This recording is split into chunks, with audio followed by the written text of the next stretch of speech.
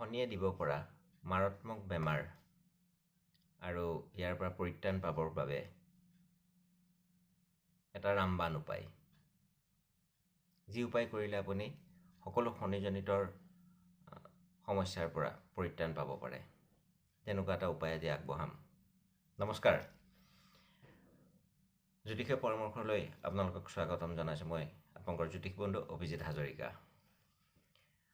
মহৰ্ষি পৰাশৰে ন্যায় দেৱতা শনিদেৱক কৰ্ম, আয়, দুখ আৰু মৃত্যুৰ ওপৰত অধিকাৰ দিয়াৰ কথা উল্লেখ কৰিছে।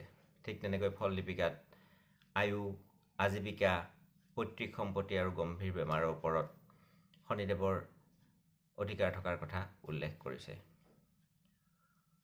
অশুভ শনিয়ে যেতিয়া অশুভ মংগলৰ লগত সম্পৰ্ক ঘটায়, তেতিয়া মানুহজনৰ মনলৈ প্ৰচুৰ অপৰাধিক প্ৰবৃত্তি আনি দিয়ে, মনটো উত্তেজনাময় কৰি তোলে আৰু যিকোনো অপৰাধজনিত কাৰ্য কৰিবলৈ মানুহজনক উৎসাহিত কৰে। ঠিক তেনেকৈ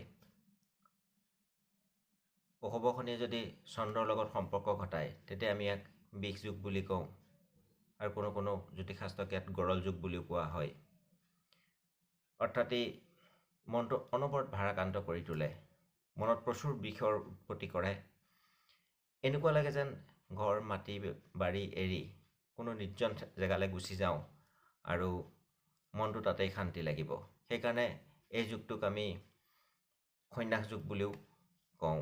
অশুভ শনি আৰু চন্দ্ৰৰ লগত কেনেবাকৈ যদি অশুভ ৰাহু আৰু কেতুৰ সম্পৰ্ক ঘটে, তেতিয়া মানুহজনৰ মনত প্ৰচুৰ উন্মাদনাৰ সৃষ্টি হয়। মানুহজন মানসিকভাৱে বিকাৰগ্ৰস্ত হৈ পৰে। গতিকে মানুহজনৰ সেইটো সময়ত জন্ম পত্ৰিকাখন অধ্যয়ন কৰাটো অত্যন্ত জৰুৰী। ত্ৰিদোষৰ ভিতৰত শনিদেৱক বাতৰ ওপৰত অধিকাৰ দিয়া হৈছে। গতিকে বায়ুজনিত সকলো সমস্যা, সকলো ধৰণৰ বায়ুজনিত বেমাৰ শনিদেৱৰ পৰাই সৃষ্টি হয়, অৰ্থাৎ শনিদেৱৰ নিয়ন্ত্ৰণতে থাকে।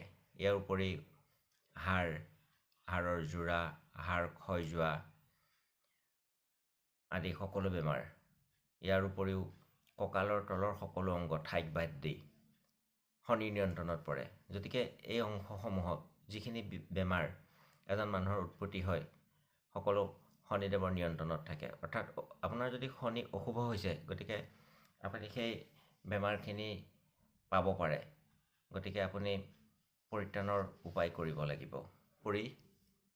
সকলো ধৰণৰ স্নায়ুজনিত নাৰ্ভাছ ছিষ্টেমৰ লগত জড়িত সকলো বেমাৰ, কথা পাহৰা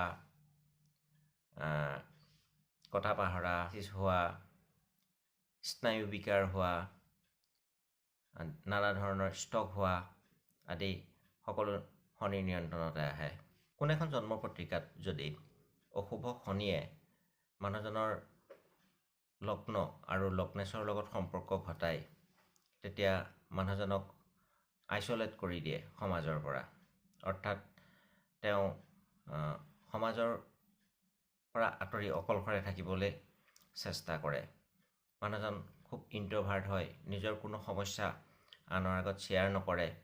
লাহে লাহে মানুহজন ঘৰত সোমাই পৰা হয়। আমি জানো যে শনি ছেপাৰেটিভ প্লেনেট, বিচ্ছেদাত্মক গ্ৰহ, আৰু ইয়াৰ লগতে ৰাহু আৰু কেতু প্ৰচুৰ বিচ্ছেদাত্মক গ্ৰহ। অশুভ শনিয়ে যদি আপোনাৰ ষষ্ঠ ঘৰৰ আৰু অষ্টম ঘৰত অশুভ ৰাহু আৰু কেতুৰ লগত সম্পৰ্ক ঘটায়, তেতিয়া কেতিয়াও ভাল নোহোৱা কিছুমান বেমাৰ আপোনাক দিব পাৰে, মাৰাত্মক বেমাৰ আপোনাক দিব পাৰে, কেঞ্চাৰ, TB আদি। আৰু সকলোতকৈ ডাঙৰ কথা কি, এই বেমাৰবোৰ হৈ থকাৰ অৱস্থাত মানুহে গম নাপায়, বহুত দেৰিকৈ গম পায়, আৰু তেতিয়া আপোনাৰ ট্ৰিটমেণ্ট কৰিবলৈ যথেষ্ট অসুবিধাৰ সৃষ্টি হয়।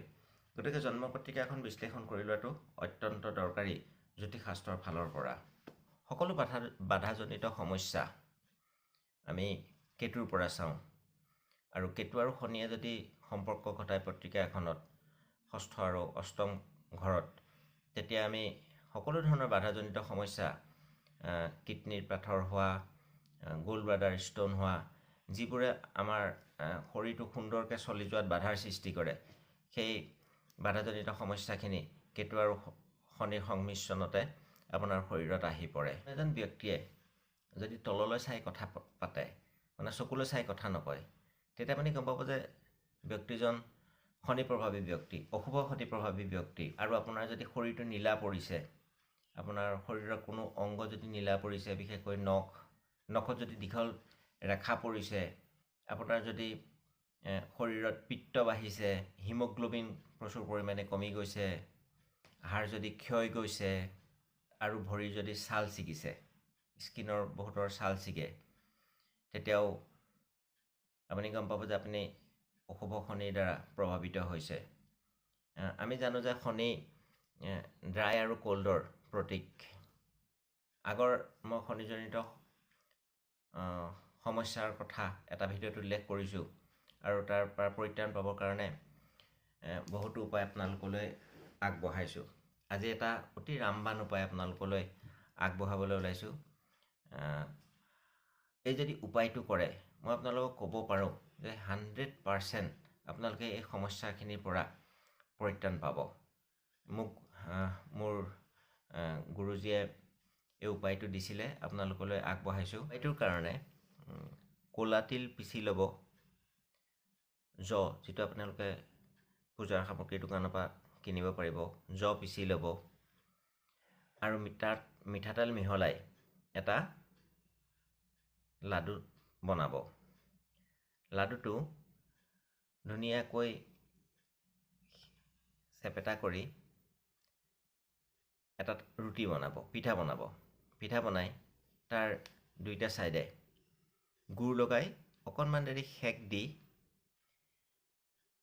সেই পিঠাটো আপুনি কৃষ্ণপক্ষৰ কোনোবা এটা শনিবাৰে কোনো মহক খুৱাব। ঠিক এনেকৈ আপুনি 5টা বা 7টা শনিবাৰে 7টা পিঠা কোনো নিৰ্দিষ্ট জেগাত গৈ গধূলি সময়ত কৃষ্ণপক্ষৰ পৰা আৰম্ভ কৰিব। 7 দিন 7টা শনিবাৰে এই কৰ্মটো কৰিব। আপুনি দেখিব লাহে লাহে শনিজনিত পীড়াৰ পৰা আপুনি পৰিত্ৰাণ পাইছে। আৰু যদি পত্ৰিকা বিশ্লেষণ কৰিবলৈ আপোনালোকে বিচাৰে, মোৰ নাম্বাৰটো মই স্ক্ৰীণত দি দিছোঁ, মোৰ সৈতে যোগাযোগ কৰিব। ভিডিঅ'টো পৰাপক্ষত শ্বেয়াৰ কৰিব যাতে 10জনৰ উপকাৰ হয়। লাইক আৰু কমেণ্ট আগবঢ়াব। ধন্যবাদ।